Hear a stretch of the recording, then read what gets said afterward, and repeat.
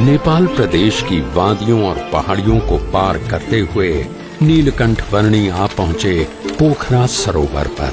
नर्तनु है नैया हिवट हरि नाम, संतन संग प्रभु भजो मिले परम धाम। नर्तनु है नैया हिवट हरि नाम, संतन संग प्रभु भजो मिले परम धाम। पोखरा की सेती गंगा नदी में स्नान कर उसे पावन करके नीलकंठ वर्णी आगे बढ़ चले। मध्य में सूर्य रहता है और उस सूर्य के चारों ओर अलग अलग ग्रह परिभ्रमण करते रहते हैं। कई नगरों, पहाड़ों और वनों को पार करते हुए नीलकंठ वर्णी आ पहुँचे धार्मिक स्मारकों के लिए प्रख्यात नगर काठमांडू में।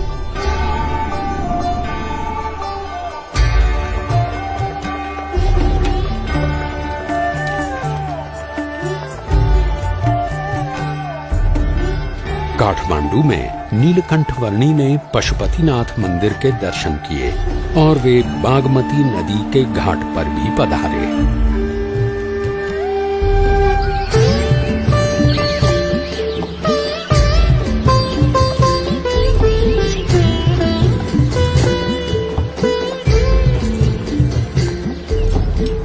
वैभवी नगरी काठमांडू के कई स्थानों पर होते हुए कुछ साधु संतों के समुदाय के साथ नीलकंठ वर्णी वहां के राजा के महल में आ पहुंचे।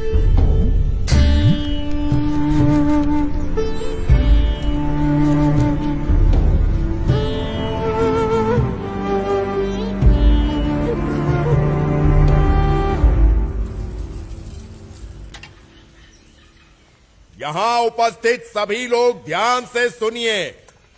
हमारे राजा जी को कुछ असाध्य रोग हुआ है, जिससे उनके पेट का दर्द मिट ही नहीं रहा है। यदि किसी को भी इस रोग और उसके निवारण की जानकारी हो तो वो बताएं और हमारे राजा जी का इलाज करें और उचित इनाम भी पाएं। बटुक वर्णी जी, आपके पास भी इस रोग का कोई इलाज हो तो अवश्य बताना। मेरे पास तो जन्म मरण के रोग का इलाज है।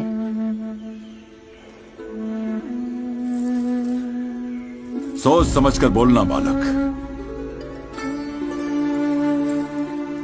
मैं राजा हूं, रण बहादुर साहा। सन्यास में भगवान होते हैं। ये सोचकर मैं साधु संतों और सन्यासियों को मेरे रोग का इलाज करने के लिए बुलाता हूं।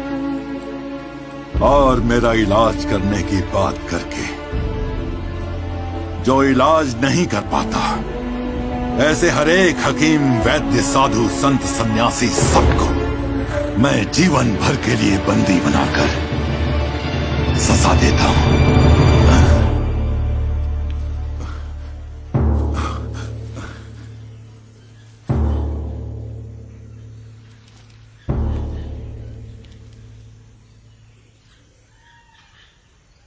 वही तो आप भूल कर बैठते हैं राजन।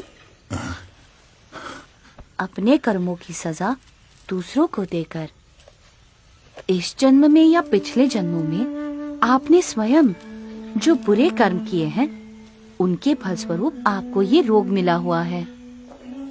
ऐसी बातें मेरे मुंह पे कर रहे हो? तुम्हें डर नहीं लगता?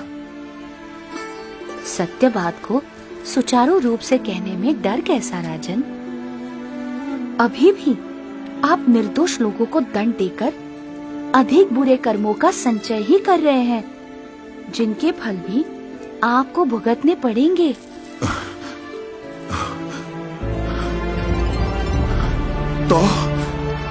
तो मैं क्या करूं? कैसे छुटकारा पाऊं इन सब से? कैसे छुटकारा पाऊं इन सब?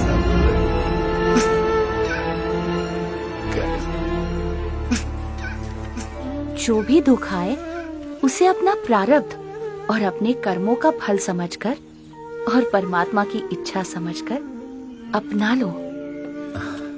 अपनी भूलों का पश्चाताप करके और परमात्मा को प्रार्थना करके प्रायश्चित करने से दुख का निवारण हो सकता है। परमात्मा को तो मैं नहीं जानता, पर मैं आपसे प्रार्थना करता हूँ कि आप मुझे इन दुखों से उबारिए। आप जो कहेंगे वो मैं करूंगा।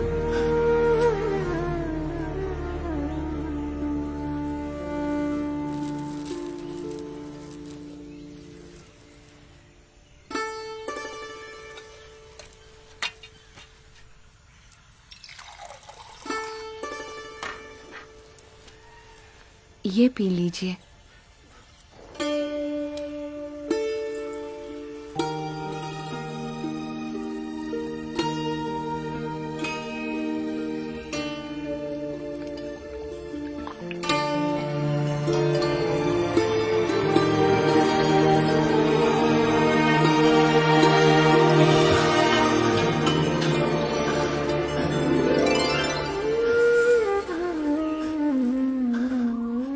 ऐसी राहत की अनुभूति मुझे आज तक नहीं हुई प्रभु।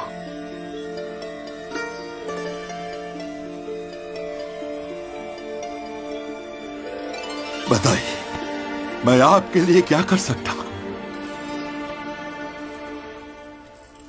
मुझे कुछ नहीं चाहिए, बस जिन निर्दोष लोगों को आपने बंदी बनाकर रखा हुआ है उन सबको छोड़ दीजिए। यह साफ कहें प्रभु।